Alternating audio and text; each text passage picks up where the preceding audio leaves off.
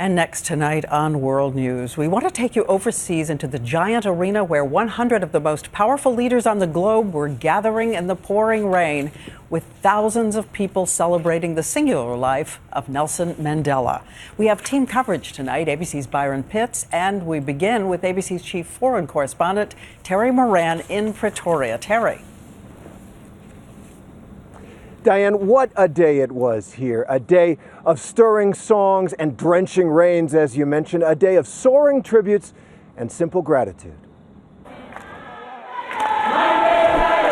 They made history in Johannesburg today. Long live the spirit of Nelson Mandela, long live. All those world leaders, 91 of them, the largest gathering ever for a memorial service like this, paying tribute to one of their own, the great statesman Nelson Mandela.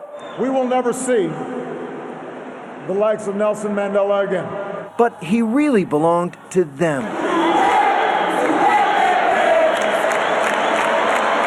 Ordinary South Africans, his people, and they poured into FNB Stadium by the thousands, ignoring the cold, soaking rain that never stopped, to say farewell to their leader, the man they call Madiba, his clan name, their liberator.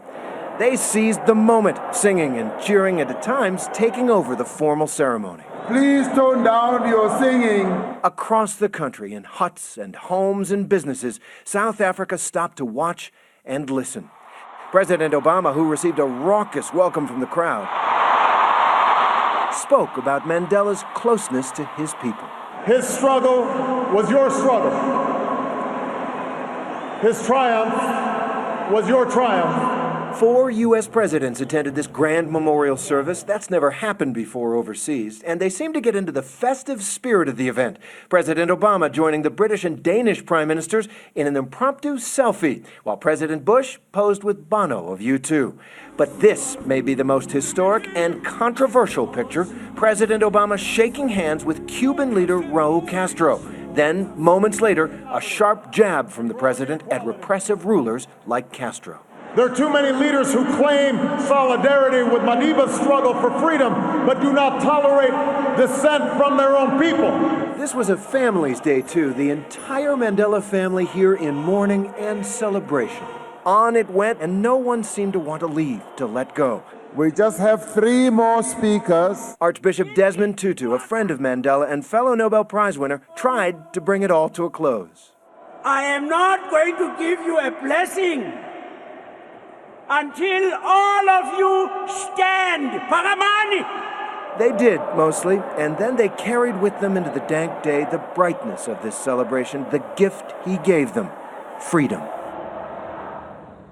The body of Nelson Mandela is going to lie in state for 3 days just over there in the government buildings. But today, their mourning turned into dancing, as the Bible says. And that unforgettable feeling inside the stadium can only be described as an outpouring of love. And that is quite a legacy for any man to leave.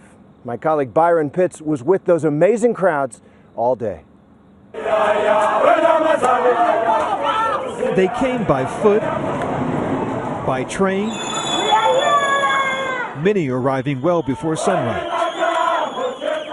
This woman arrived 6 hours early. I can't feel this rain. It's an emotion that I've never felt in my life before. It's so nice. It's good to be here. The rain nor my question stopped her from dancing. Yes, we are happy because he made this South Africa to be a rainbow nation. As you can see, black people and white people are sitting together.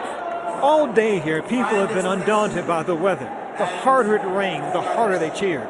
There's a belief in African culture that if it's raining on the day of a person's funeral, it's a sign they lived a blessed life. Amid the singing and celebrating, people made clear to us Nelson Mandela wasn't perfect, and major problems still exist.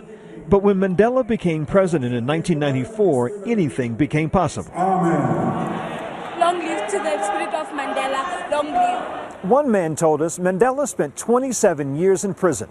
A little rain won't stop us from celebrating his life. And Diane, he added, celebrating loudly.